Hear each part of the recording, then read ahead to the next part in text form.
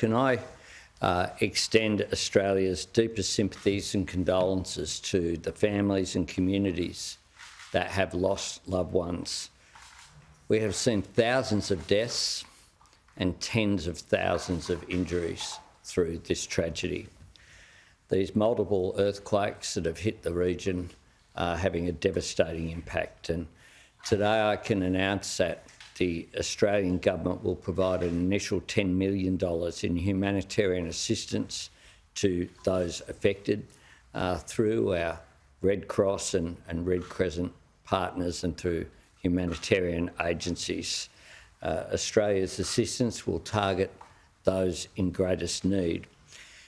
Can I also say that for Australians who have family in the region, this will be a really difficult time.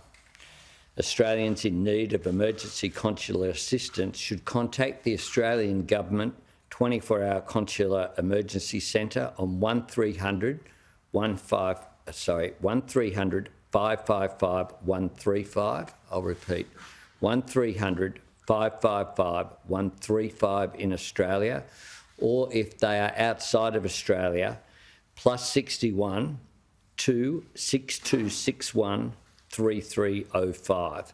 That is +61 2 6261 3305. I think all of the world's thoughts and condolences are with the people in this region who are suffering at this time.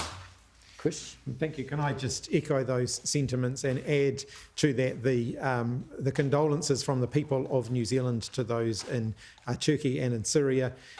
We know a little bit about earthquakes in New Zealand and the significant effect that can have on people. So our hearts are with them. New Zealand will also be contributing to the international effort. We have the Minister of Foreign Affairs in New Zealand will release details of the $1.5 million that we'll also be contributing. We should be releasing that very shortly. But in the meantime, can I just add as well the thoughts of the people of New Zealand? Thanks very much, Chris. Well, look, it is fantastic to welcome you as Prime Minister here to our Parliament House. New Zealand and Australia are family. We had a very warm lunch today, renewing our acquaintance. I have first met Chris, Prime Minister Hipkins, in the Parliament in Wellington some years ago. And it means a lot to us as Australians that your first destination as Prime Minister is here to Australia. This reflects the priority that Australia and New Zealand place on our relationship and the deep friendship between our countries, a friendship that's been reaffirmed during our meeting. Our discussion was naturally wide-ranging, reflecting the breadth of our relationship, which is about our economy, climate, security issues, and how we'll work together to continue the plan that was established at last year's leaders' meeting with former Prime Minister Jacinda Ardern, including working through a range of issues relating to citizenship for Australians and New Zealanders, which we intend to conclude before Anzac Day of this year. Prime Minister Hipkins and I also discussed the great value we place on our role as members of the Pacific family. The Pacific Island Forum is an important institution.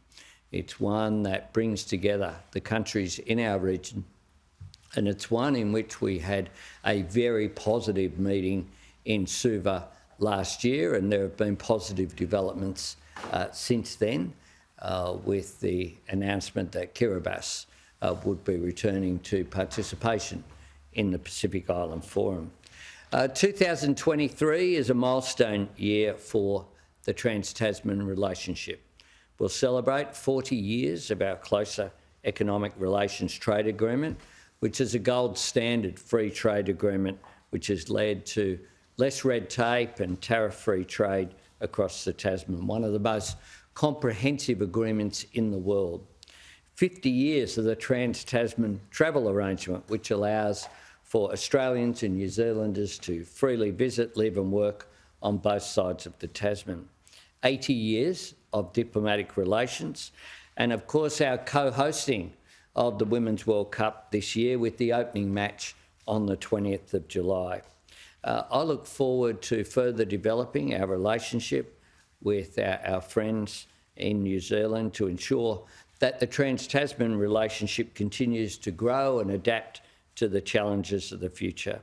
I thank the Prime Minister very much for his visit here today, and I look forward to welcoming Prime Minister Hipkins on the floor of the House of Representatives this afternoon.